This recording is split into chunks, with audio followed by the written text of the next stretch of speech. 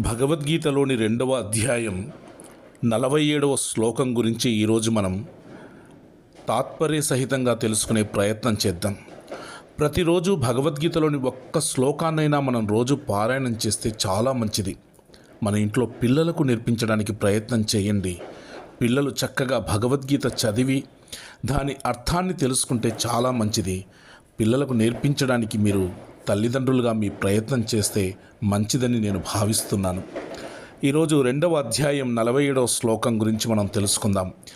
కర్మణ్యేవాధికారస్తే మా ఫలేషు కదాచన మా కర్మఫలహేతుర్భూ మా తే సంగోస్త్వకర్మణి కర్మణ్యేవాధికారస్తే మా ఫలేషు కదాచన మా కర్మఫలహేతుర్భూ మా తే సంగోస్త్వకర్మణి.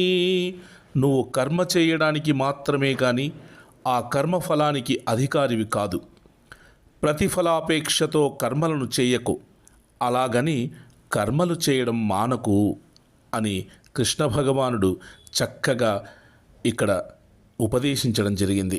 ఈ శ్లోకాన్ని పారాయణం చేయండి, దీని అర్థాన్ని తెలుసుకోవడానికి ప్రయత్నం చేయండి.